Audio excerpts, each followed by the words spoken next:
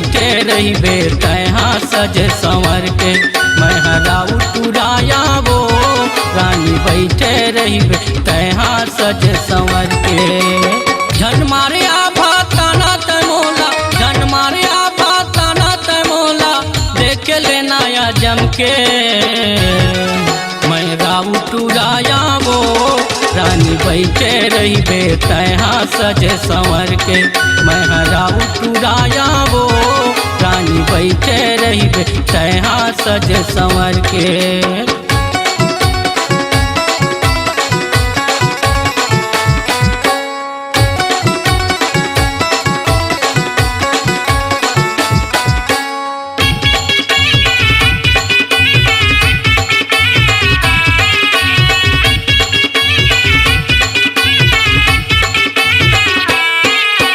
राउत के मैं जात वो टूरी घी दूध के खवैया, ज्यादा झनई तेरा नारे रानी ले जाऊं तो लाऊं हरिया। राउत के मैं जात वो टूरी घी दूध के खवैया, ज्यादा झनई तेरा नारे चंदा ले जाऊं तो लाऊं हरिया। ज्यादा झनई तेरा नारे चंदा ले जाऊं तो लाऊं हरिया।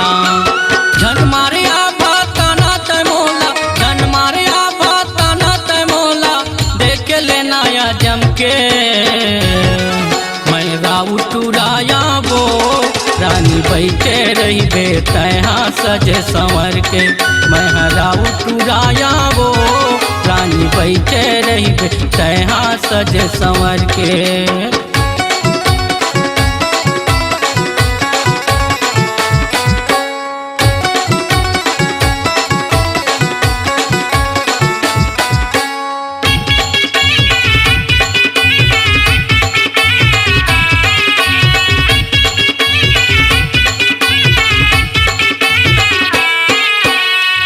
कोटूरी पाछू परिन मोर कोनो नहीं पाइन पार वो।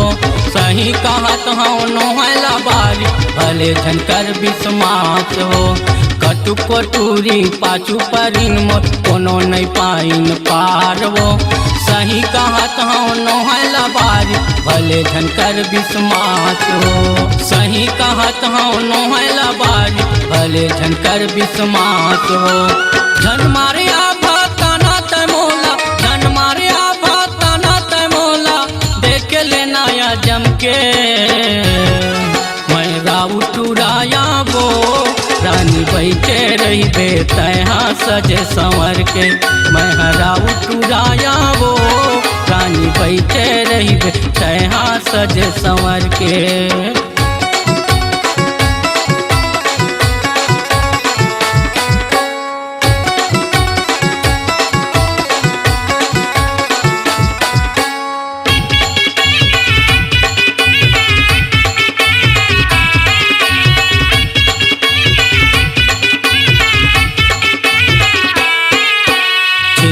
राउत गाय दो है छिनमा निकले कोरवो। मोर सही नहीं मिले वो तोला मोर संग नाता जोरवो। छिनमा राउत गाय दो है छिनमा निकले कोरवो। मोर सही नहीं मिले वो तोला मोर संग नाता जोरवो। मोर सही नहीं मिले वो तोला मोर संग नाता जोरवो। झन मारे आभा ताना तमोला, झन मारे आभा ताना तमोला, देख लेना या जम के। मैं राऊ टुराया वो रानी बैठे रही बे तहाँ सज संवर के। मैं हराऊ टुराया वो रानी बैठे रही बे तहाँ सज संवर के। झन मारे आभा ताना तमोला, झन मारे आभा ताना तमोला, देख लेना या जम के। मैं राऊ टुराया वो रानी बैठे रही बे तहाँ सज संवर के। मैं हराऊ टुराया वो तह रही बे सज संवर के। मैं हराऊ टुराया वो तह रही बे सज संवर के।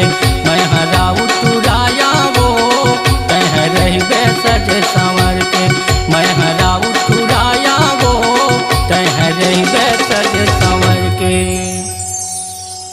अपनी आवाज को दीजिए एक नया मुकाम। डिजिटल रिकॉर्डिंग की दुनिया का जाना पहचाना नाम स्वरांजलि, जहां गूंजती हैं ध्वनियां अपनी माटी की सौंधी सुगंध के साथ। छत्तीसगढ़ी संगीत के विविध रंग जो पहुंचाते हैं पूरे प्रदेश में डिजिटल रिकॉर्डिंग के संग।